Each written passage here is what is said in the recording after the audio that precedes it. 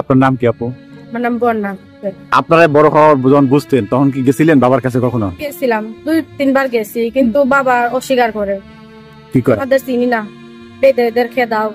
মন থাকতে হবে যে মানুষের প্রতি ভালোবাসা আছে, যে গরিব দুঃখে মানুষের পাশে দাঁড়ায়।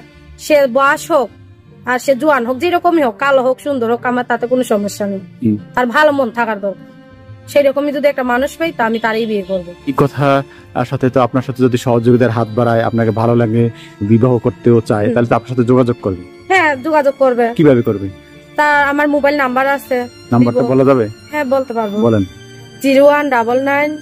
আসসালামু আলাইকুম ভিউয়ার্স, আজকে আপনাদের মাঝে যে বিষয়টি নিয়ে হাজির হয়েছি তার কিছু অংশ আপনারা ভিডিওর শুরুতেই দেখেছেন। এই যে বোনটি, এই বোনটি আসলে বেদে সমাজের লোক, অর্থাৎ তার মা একজন বেদে, যারা গ্রামে গ্রামে গিয়ে মানুষের বিভিন্ন চিকিৎসা করে থাকে, যেরকমের সিংহা সহ বিভিন্ন তাবিজ এবং বিভিন্ন গাছগাছড়ার ওষুধ প্রদান করে থাকে। আর এই মেয়েটি কিন্তু ঠিক একই সমাজে বড় হয়েছে। এই বোনটির পিতা তার মাকে সহ তাদেরকে রেখে অন্য একজনের সাথে ঘর বাঁধে, আর এরপর থেকেই তারা সমাজে অবহেলায় বড় হয়। প্রিয় দর্শক শ্রোতা, এই বোনটির মুখেই শুনবো তার জীবনের করুণ কাহিনী, এবং তিনি আমাদের মাঝে তার এই বিষয়টি শেয়ার করেছেন। এর পিছনে বিশেষ একটি কারণ রয়েছে। সে কারণটি হলো, এই বোনটি আসলে একজন ভালো মনের মানুষ খুঁজছেন, যাকে নিয়ে তিনি সংসার বসাতে চান। তো প্রিয় দর্শক শ্রোতা, আপনারা অনেকেই বলে থাকেন এই ধরনের ভিডিওগুলোতে যে আমরা তার সাথে কিভাবে যোগাযোগ করব। আর এই জন্যই এই ভিডিওতে আমরা সরাসরি বোনটির নাম্বার আপনাদেরকে দিয়ে দেব। তাই ধৈর্য ধরে বোনটির সম্পূর্ণ কথা শুনুন এবং তাকে জানুন। জানার পরেই তাকে যদি আপনার পছন্দ হয়, অবশ্যই তার সাথে আপনি যোগাযোগ করতে পারবেন। এবং আপনার যদি প্রয়োজন না হয় মেয়েটির সাথে যোগাযোগ করার, অবশ্যই তাকে ফোন দিয়ে ডিস্টার্ব করবেন না।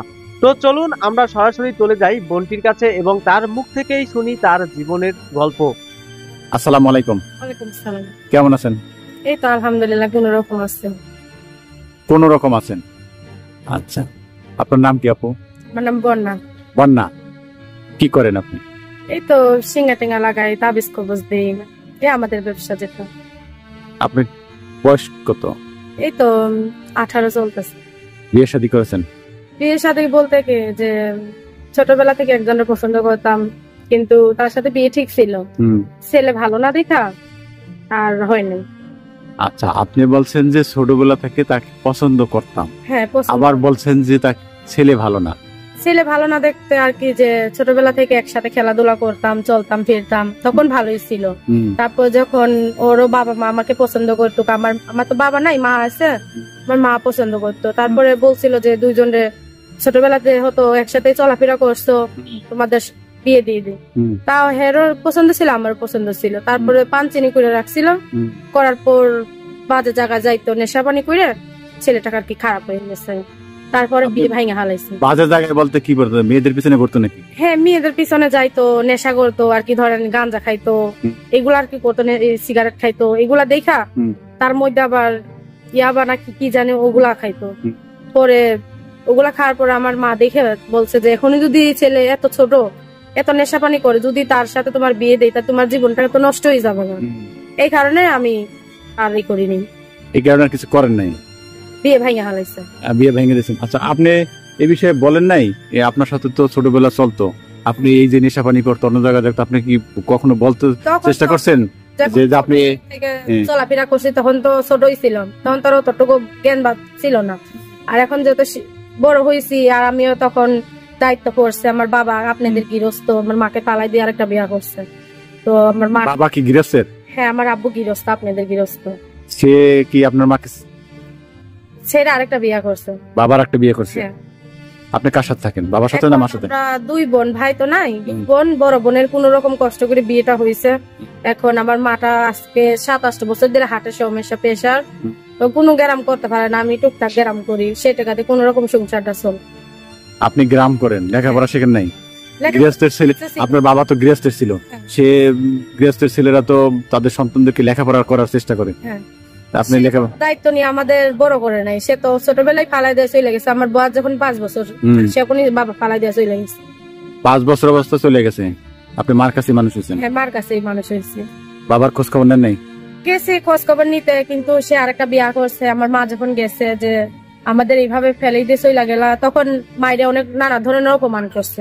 আপনারা বড় হওয়ার যখন বুঝতেন তখন কি গেছিলেন বাবার কাছে কখনো? গেছিলাম, 2-3 বার গেছি, কিন্তু বাবা অস্বীকার করে। কি কয়? আমাদের চিনি না, বেদের খেয়ে দাও, কারণ আমাদের উপরে তো কোনো সহযোগিতা করার লোক নাই। একটা মানুষের পাশে যদি একটা যদি ছাড় না থাকে মানুষের মাথার উপরে, তাহলে সে কি আইগতি পারে কখনো? বাবা আপনাদেরকে গ্রহণ করে নাই না সন্তান হিসাবে? সন্তান হিসেবে বলছে যে আমি আইয়ে পড়ছি, পুরনো কথা টান দিয়ে কি হবে, এগুলা বলে আর কি। পুরনো কথা টান দিলে কি হবে? তো আপনি বলেন নাই যে আমি যে আপনার সন্তান, এটা তো আর কেউ ফিরিয়ে নিতে পারবে না? এটা বলছি, কিন্তু সে তো শুনে নাই কথা। শুনে নাই? না, আচ্ছা, দেখাই করে নাই, আমাদের দেখে লুকিয়ে থাকে। লুকিয়ে থাকে? হ্যাঁ। আচ্ছা, তাহলে আপনারা লেখাপড়া করার চেষ্টা করেন নাই? লেখাপড়া বলতে কি, যে আমার বোনটা ছিল একটু শিয়ানা, আমি ছিলাম ছোট। মাটা খুব কষ্ট করে 2 বোনকে মানুষ করছে। তো আমার বোনটা কোন রকম গৃহস্থর কাছে বিয়ে দিচ্ছে আমার বোনকে। হ্যাঁ, থাকে অন্য জায়গা মমিন সিং। হ্যাঁ, তার আমাদের বাসা আসে না। এখন আমার মাটা আমার খুব কষ্ট করে, যখন আমার 12 বছর বয়স, তখনই আমার মা অসুস্থ হয়ে পড়ে গেছে। অসুস্থ পড়ে যাওয়ান আমি তখনই কাজে নামছি। আর পড়ালেখা বলতে কি, যে দায়িত্ব লোক ছিল না, বাবা ফালা দিয়ে চলে গেছে, মায়ের হাতে কাজ করতো, সংসার চলাইবো না পড়ালেখা করাইবো, এই কারণে আর কি পড়ালেখাটা হয়নি। কি করেন আপনার বোন জামাই? বোন জামাই এই রিক্সা চালা, কখনো ইঁদুরের ওষুধ বিক্রি করে, অনেক বিভিন্ন ওষুধ বিক্রি করে। সে কি ভালো আছে এখন? ভালো বলতে কি, 3টা ছেলে মেয়েও থাকে ওর জায়গায়। এখন শ্বশুর বাড়ি চলে গেছে, ভালো থাকলেও থাকবে, খারাপ থাকলেও থাকবে, তাই না? মানিয়ে নিতে হবে। দেখা গেছে বাবা মা তো সেরকম না, এই কারণে আর কি ও ওখানেই থাকে। ওখানে থাকে? হ্যাঁ। এই বছর একবার যদি আসে মাকে দেখতে। কখনো গেছেন আপনার বোনের শ্বশুর বাড়ি বেড়াতে? না, দূরে তো, অনেক দূরে, মমিন সিং, অত দূর তো আর যাওয়া সম্ভব না। আচ্ছা, আপনি একটা ছেলেকে ভালোবাসতেন, স্বপ্ন দেখতেন, কিন্তু সেই ছেলে তো আপনাকে নেশাপানি করে খারাপ হয়ে গেল। এখন ভবিষ্যতে কি স্বপ্ন দেখছেন? এখন ভবিষ্যতে যদি একটা ভালো মনের মানুষ পাই, যদি আমাদের দায়িত্ব নেয়, আমার মার দায়িত্ব, আমার দায়িত্ব যদি নেয়, তাকেও আমি ভালোবাসবো। যদি আমাদের সহযোগিতা করে, পাশে এসে দাঁড়ায়, তাহলে সারা জীবনের জন্য তার সাথেই থাকবো। কি বেদের ছেলে নাকি? বেদের ছেলে বলতে কি, যে যদি আমার ভাগ্য থাকে, আর আমার জানা সত্য তো আমাদের বেদের কাছে আমি বিয়ে বসবো না। যদি আমি হয় প্রবাসী হোক, বাংলাদেশি হোক, গৃহস্থর ভিতরে আমি বিবাহ বসবো। কপালে কি আছে সে বলতে পারে না। ভাগ্য যদি থাকে তাহলে তো অবশ্যই হবে, আর যদি ভাগ্য না থাকে, আমার পুরো চেষ্টা আছে যে আমি যদি একটা মনের মতন মানুষ পাই, বাহিরেই হোক বাংলাদেশেই হোক, আমি তার সাথেই সারা জীবনের জন্য থাকবো। এখন পর্যন্ত আপনি আর কোনো বিয়ের প্রস্তাব আসে নাই? না, এমনিতে তো অনেকেই বলছে, কিন্তু দেখা গেছে আমার মাকে তো আমি যাইতে পারবো না। আমার মাটা খুব সমস্যা, আমার মাটার হার্টের সমস্যা। এই যে বললেন যে মাকে রেখে যেতে পারবেন না, মেয়েদের জন্মই তো হয় অন্যের ঘরে যাওয়ার জন্য। সবাই তো আর মাকে নিয়ে যাওয়া সম্ভব না, মাকে দেখা দেওয়া সম্ভব না। সেরকম যদি আমার ভাগ্য থাকে, যদি ওইরকম একটা লোক পাই। আগে না, পৃথিবীর নিয়মিত এটি, মেয়ে জন্ম নিলে বিবাহ দিতে হবে। মাকে কে দেখ, মা তো মার কাছে চাকরি হবে। ঠিক আছে, যে মেয়েদের বাবা মাকে ছাইড়ে যা, তখনই যে দেখা গেছে যে দায়িত্ব করার লোক থাকে, ভাই আছে, বাবা আছে, তখনই সে একা যাইতে পারে। আর যদি সহযোগিতা করার লোক না থাকে, যদি আমার মাটা তো একা মানুষ, যদি তাকে থুয়ে যায়, তাহলে আমার মাকে কে দেখবে? এই যে এখন মাকে নিয়ে আসেন, কি করছেন? শুধু এই গ্রামই করছেন না আরো কোনো কাজ করার চেষ্টা করছেন? কাজ আর কি পাশে একটু সেলাই করা শিখছি আর কি। আমাদের ঘরের পাশে একটা মেয়ে সেলাই করে, তার সাথে একটু সেলাই কাজও শিখছি। যদি সেরকম ব্যবস্থা যদি আমি পাই, যে দেখা গেছে যে যদি একটা ভালো মনের মানুষ পাই, সে যদি আমার একটা মেশিং এর ব্যবস্থা করে দেয়, তাহলে আমি ঘরে বসে মেশিং এর কাজ করব, কোন রকম ডাল ভাত কেউ ওটা লাখ শুকুর। আচ্ছা, এই যে কথা বলছেন, নিজেরও তো একটা স্বপ্ন আছে যে আমি ভবিষ্যতে আমার ঘর সংসার নিয়ে এরকম একটি ছেলে চাই, সেই রকম কথাটা জানতে চাচ্ছিলাম। এরকম ওই যে বললাম না, যে যদি আমি মনের মতন একটা মানুষ পাই, ভালো মনের মানুষ। মনের মতো তো সবাই চায়, এই মনের মতো নিজের ভিতরে কি আছে? যে দেখা গেছে যে তার মনের মতো তো অনেক আছে, মন থাকতে হবে, যে মানুষের প্রতি ভালোবাসা আছে, যে গরিব দুঃখে মানুষের পাশে দাঁড়ায়, সে বয়স হোক আর সে জোয়ান হোক, যেরকমই হোক, কালো হোক সুন্দর হোক, আমার তাতে কোনো সমস্যা নেই। তার ভালো মন থাকার দরকার। সেরকমই যদি একটা মানুষ পাই, তা আমি তারই বিয়ে করবো। আচ্ছা, আপনি বলতে চাচ্ছেন যে ভালো মনের মানুষ চাই, সে একটু বয়স্ক হোক, চেহারা কালো হোক, হ্যাঁ, তাতে কোনো আপনার অসুবিধা নেই, কিন্তু মনটা ভালো হতে হবে। ভালো হতে হবে। এছাড়াও আপনি একটা জানতে চাচ্ছি যে আপনারা বেদের ছেলেরা আপনাকে বিয়ে করার প্রস্তাব দেন বা প্রেমের প্রস্তাব দেন, যেটা প্রেম করলেন সে তো নেশা করলো। হ্যাঁ, নেশা, এই কারণে আর কি আর মানুষের বিশ্বাস হয় না, বিশ্বাস করতে আমাদের ভিতরে বিশ্বাস হয় না। আর দেখতাছি তো 2টা 3টা বিয়া করে, এখানে নিজেরে আর জড়াই না এরকম, যে আমার জীবনটা নষ্ট করে লাভ আছে, আমার মাটার জীবনটা তো নষ্ট হইলই, বাবা ফেলা দিয়ে চলে গেল 2টা মেয়ে থয়ে। তখন আমাদের কপালটা তো কষ্টের ভিতরে দিন গেছে সারা জীবন। তো যদি আমারও বিয়ে হয়, আমারও যদি ছেলে মেয়ে হয়, তারা তো ওই রকমই কষ্টটা পাবে। সেই কারণে আমি আর কি ওই রকম আর আমাদের ভিতরে বিয়েটা বসতে চাই না। আচ্ছা, আপনি যে কথাগুলি বলছেন, এই কথা সাথে তো আপনার সাথে যদি সহযোগিতার হাত বাড়ায়, আপনাকে ভালো লাগে, বিবাহ করতেও চায়, তাহলে তো আপনার সাথে যোগাযোগ করবে। হ্যাঁ, যোগাযোগ করবে। কিভাবে করবে? তা আমার মোবাইল নাম্বার আছে, নাম্বারটা বলা যাবে? হ্যাঁ, বলতে পারবো। বলেন। 0199352127 আচ্ছা বন্যা, আমরা আপনার কাছে সর্বশেষ নিজের ইচ্ছার কথা জানতে চাচ্ছি, আপনি দর্শকদের কাছে কি বলে যেতে চান? দর্শকের কাছে একটা কথাই, যে যদি আমি মনের মতন একটা ভালো মনের মানুষ পাই, তাহলে সে যদি আমার ভালোবাসে, পাশে দাঁড়ায়, আমিও তার সারা জীবন ভালোবাসবো, তার পাশে দাঁড়াবে সবসময়ের জন্য। আমাদের আশেপাশে অনেক লোকজন থাকলেও একটি ভালো মনের মানুষ খুঁজে পাওয়া খুবই কষ্টসাধ্য। আর এই বোনটির চাওয়া কিন্তু একটাই, কালো হোক, সাদা হোক, ধনী হোক, গরিব হোক, এটা তার কোনো সমস্যা না। শুধু তিনি চান এমন একটি লোকের হাত ধরে সংসার করতে, যিনি তাকে কোনোদিনও ছেড়ে যাবে না এবং তাকে অবহেলিত করে রাখবে না।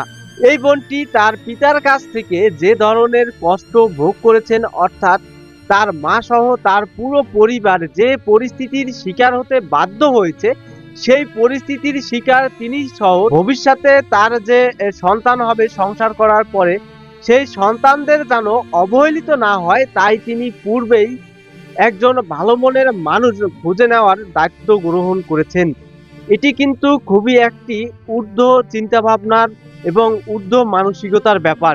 তো প্রিয় দর্শক শ্রোতা, আপনাদের মাঝেও যারা আছেন যে সমাজের অবহেলিত মানুষদের পাশে দাঁড়াতে চান এবং আপনার দিক থেকে এই মেয়েটি একদম আপনার জন্য উপযুক্ত, তারাই কিন্তু এই বোনটির সাথে যোগাযোগ করতে পারেন এবং বোনটির কাছ থেকে তার বিষয়ে আরো যে সকল গুরুত্বপূর্ণ আপনার জানা দরকার, সে সকল বিষয় আপনি জেনে নিতে পারেন এবং তার সাথে এবং আপনার সাথে যদি সম্পূর্ণ বিষয় খোলাখুলি হওয়ার পরে আপনারা একে অপরকে পছন্দ করেন, তাহলে অবশ্যই বিবাহে আবদ্ধ হতে পারেন।